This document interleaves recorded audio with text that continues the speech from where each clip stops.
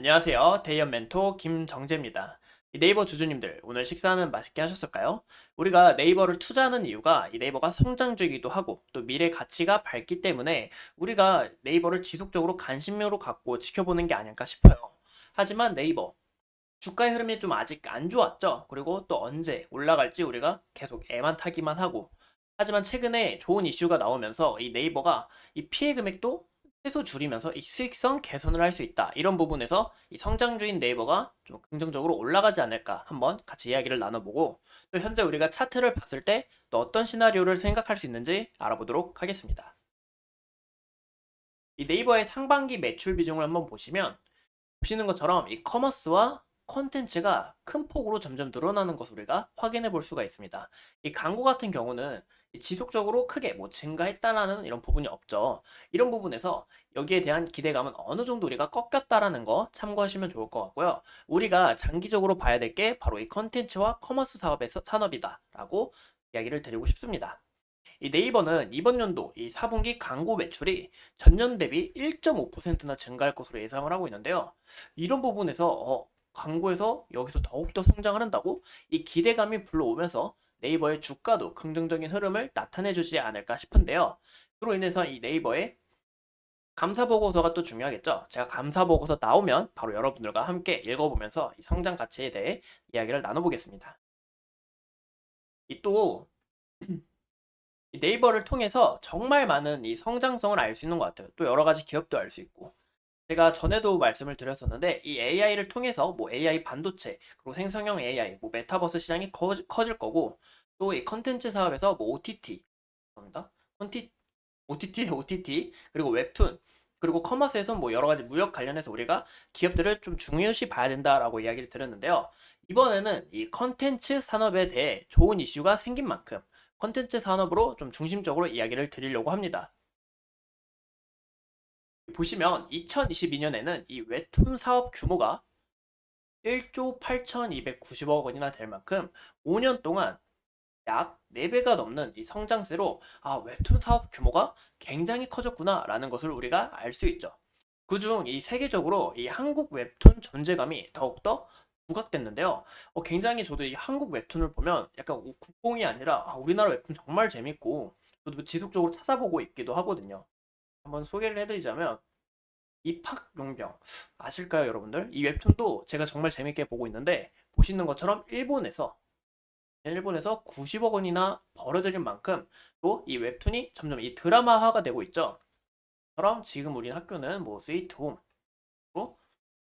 OTT를 통해 이 세계적으로 이 글로벌적으로 사람들이 접하고 그 후에 정말 이 드라마 재밌다 하면서 이 웹툰도 다시 찾게 되는 이 굉장히 좋은 시너지 효과가 나타나는 게 아닐까라는 것을 우리가 확인해 볼 수가 있습니다.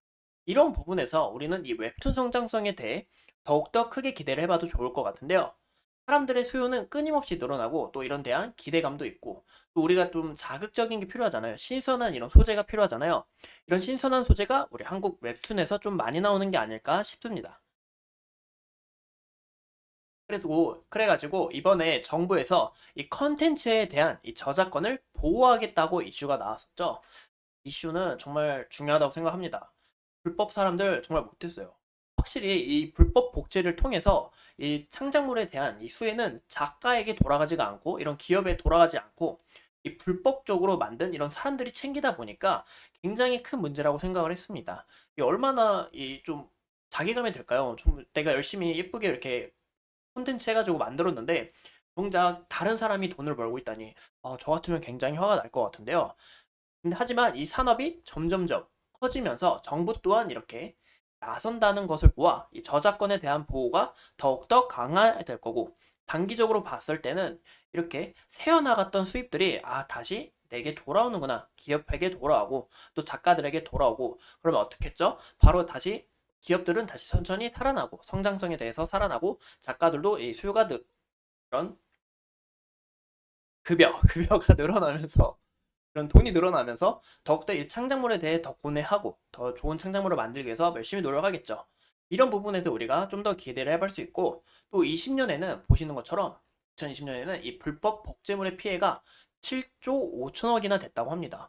굉장히 어마어마한 수치죠. 하지만 23년을 기준으로 한번 보자면 이 불법 복제물이 연간 27조로 대략 한 4배, 거의 한 3, 4배가 성장한 것을 우리가 확인해 볼 수가 있는데요.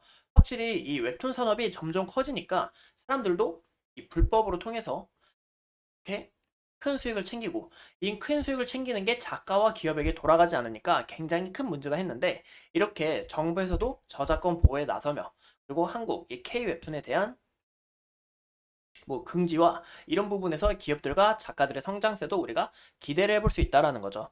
그래서 2024년도 이번엔 뭐 광고와 커머스가 아닌 이 컨텐츠 산업에서 더욱더 부각되지 않을까 싶습니다. 이런 부분에서 제가 이 네이버의 성장성이 정말 기대가 되고, 네이버가 이 성장주인 만큼 이 사람들의 기대감과 그리고 또 이 매출액과 영업이익이 늘어나면서 사람들에게 이런 기대감, 나 이렇게 성장했어 하면서 주가도 긍정적으로 움직이지 않을까라는 거 우리가 참고해주면 좋을 것 같습니다. 뭐 차트도 우리가 같이 봐볼까요? 차트를 보면 제가 아직 성장 추세가 꺾이지 않았고, 단기적인 이런 상승 추세를 봤을 때 상승 추세가 꺾이지 않았고 흐름이 좋다. 하지만 우리가 21선을 중요시 봐야 된다. 왜냐? 21선을 잘 지지해주고 가고 있었기 때문이죠. 하지만 최근에 21선을 이탈한 장대음봉이 나오면서 여기서 우리가 하락 추세로 전환을 할지 아니면 박스권을 그릴지, 우리가 지금 당장 뭐 평단을 낮추려고 매수하는 게 아니라 좀 더 지켜본 후에 박스권을 그려 나가면 우리가 좀 더 그때 대처를 하면 되고, 하락 추세로 하면 전환이 되면 그때가 우리가 기회가 온다라고 이야기를 드렸습니다. 하지만 지금 다시 이 박스권을 그려가려는 모습인지 그런 모습으로 좀 보이지 않나라고 이야기를 드리고 싶은데요. 지금 61선하고 121선 죄송합니다. 61선이 다시 골드 크로스 형태로 올라오면서 61선을 우리가 잘 지지를 해주는지 그 부분을 우리가 좀 중요시 지켜봐야 될 것 같고, 또 다시 현재 네이버의 주가가 21선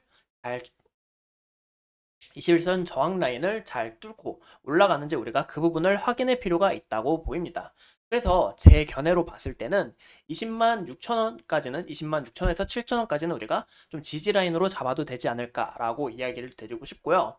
현재 22만 3천원까지는 우리가 어느 정도의 매물대를 잘 소화한 후에 추가적인 이런 거래량과 이런 상승이 나온다면 네이버의 주가의 흐름도 굉장히 다시 좋아지지 않을까라고 이야기를 드리고 싶습니다.